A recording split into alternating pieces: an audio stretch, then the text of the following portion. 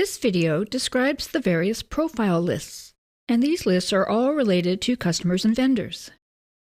Go to the List menu, go to Customer and Vendor Profile Lists, and you can see all of them there in the menu. Some of these lists have been described in other videos, but I'll go over them here briefly. If you want to follow along, you can open the file called landworks_lists. These lists can be set up at any time, and all are optional, and they all work in similar ways. Let's start with the sales rep list. If you have sales reps you pay on commission, you can add them to this list. Then, on sales transactions, you can choose the sales rep responsible. You can also use this list if you want to associate an employee with a customer to give the customer a single point of contact. So adding to all of these lists work the same way. To add a new item, you go to the menu at the bottom and click New and fill in the fields. Let's just go ahead and cancel that and close the sales rep list. The customer type list provides a way to categorize your customers, such as by their location, how they heard about you, or their type of business. You can generate reports by customer type to view the income you've received by type. See, on to the next. Vendor type list.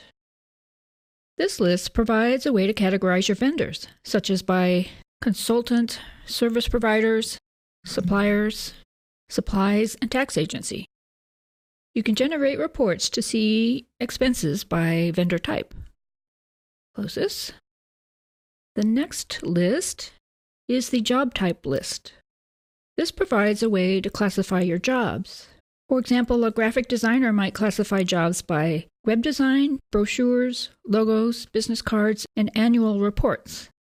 You can generate reports by job type to view the income you've received by that job type. Let's close this and open the terms list. This provides both customer and vendor payment terms. QuickBooks set up several common payment terms for you, so you may not need to set up any others.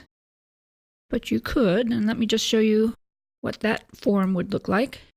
You could set up the terms and the standard terms due in so many days, or date-driven.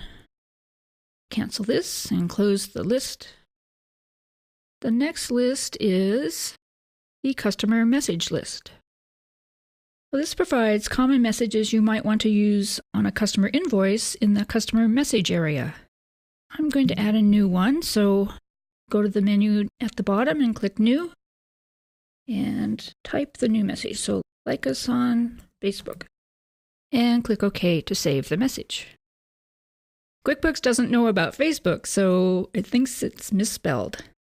Let's just close. Let's close the customer message list and go to the payment method list. This stores a list of payment methods you can use on customer invoices and sales receipts. You associate the payment methods with a payment transaction so you can group the payments by type when you make deposits. For example, you can group credit card payments by credit card type and then deposit the payments to a specific merchant checking account. QuickBooks provides a bunch of common payment types already in the list, but let's add one for PayPal. Go to the menu and choose New and type PayPal. For the payment type, I'm going to choose Other because sometimes the payments could be one of several different types of credit cards or could be a transfer from a checking account. I'll go ahead and click OK and then close the payment method list. The next list is the Ship Via list. This stores the shipping methods you use in the Via field on invoices, so your customers know which shipper to expect. QuickBooks already supplies several common shipping methods in the list, but this company sometimes uses a bicycle messenger, so let's add that. Let's just use bicycle and click OK. Let's click this and go to the last list, which is the vehicle list.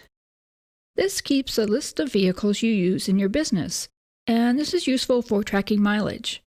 Tracking mileage can be used for tax deductions and for billing customers for mileage expenses. So let's go ahead and add one for the nice blue car and click OK. Let's close the vehicle list. And that's it for this video on lists. Setting up these lists can make filling in fields quicker, since you can choose from a list instead of typing the entry. As your business grows and changes, you can add things to these lists and delete ones you no longer need.